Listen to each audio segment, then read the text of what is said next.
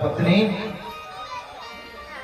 जशोदा रानी गर्भर गोटे जाणा संतान जन्म होती गोटे पुत्र गोटे कन्या कन्यार नाम होती सुभद्रा जहाँ आम ओडिया बिजुली कन्या कहती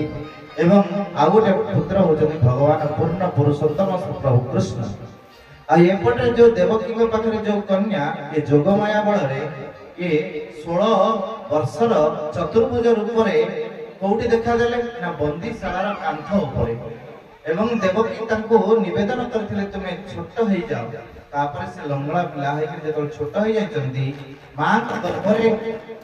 रहिचंती से गर्भ गोटे पेंडुला भलिया रहिचंती किंतु भगवान छोट होई करी प्रकट होई करी से प्रकाशित होइचंती तापर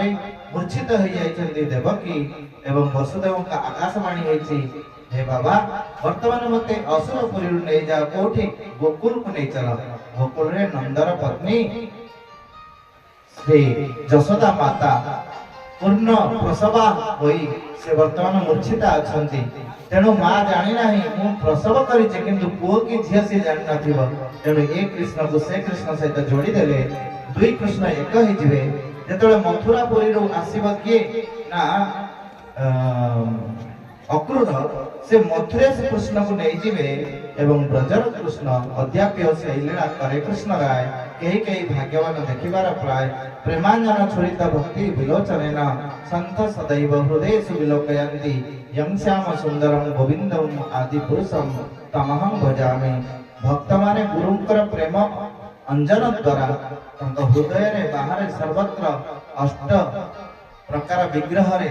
दारुमयी लहुमयी मणिमयी मणमयी सहित भगवान रूप को दर्शन करती अनुग्रहाय भक्तानां मानुषीं तनुआश्रित भक्तर इच्छा को स्वीकार करी भगवान मनुष्य रूप होकर लीला करती अवजानती मूढ़ा मानुषीं तनुआश्रित मूर्ख माने जो माने इंद्रिय रे